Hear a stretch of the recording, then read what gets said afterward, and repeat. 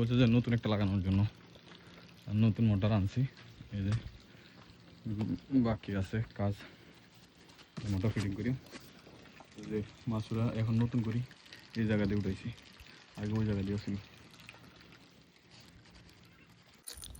এই যে এখন নতুন মোটরটা লাগাইতেছি। আগে পুরান মোটরটাও ভালো ছিল, কিন্তু সৌদি বলতেছে যে দেখ পুরান মোটরটা অনেকদিন হয়ে গেছে, তো এখন নতুনটাই লাগা, একবারই লাগামো। আর যদি বাইচান্স আবার পুরানটা যদি 2 দিন ডিস্টার্ব দেয়।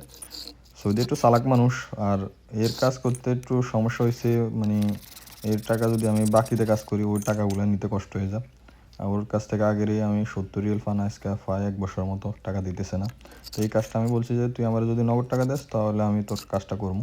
তো বলছে আচ্ছা সমস্যা নাই, তোর টাকা আজকের কাজের টাকা সব কিছু তুই নগদ পাইবি। তো এখন ডায়নামাটা ফিটিং করতেছি, কারণ ও টাকা যেতে নগদ দিব, কোনো সমস্যা নেই। তো আগে পুরান পয়েন্ট, মানে পুরান ডায়নামার মধ্যে অনেকগুলো পয়েন্ট ছিল, মানে এগুলো ব্যবহার করা যাইতো। কিন্তু এখন ও বলতেছে যে আমার দেখ পুরান কোনো কিছু লাগবে না, আমার সব কিছু নতুন করে তুই লাগাই দিতে হবো। আমি বলছি যে আচ্ছা ঠিক আছে, সমস্যা না, আমি সব কিছু নতুন করে লাগাই দেবো। তো এই জায়গার মধ্যে 3টা পয়েন্ট, একটা হচ্ছে ডায়নামার মানে নষ্ট হয়ে গেলে উপরে দিয়ে পানি দেওয়া বা চেক করার পয়েন্ট, আরেকটা হচ্ছে যে তার মাদ্রা যাইব, আরেকটা হচ্ছে তার বাসার পানির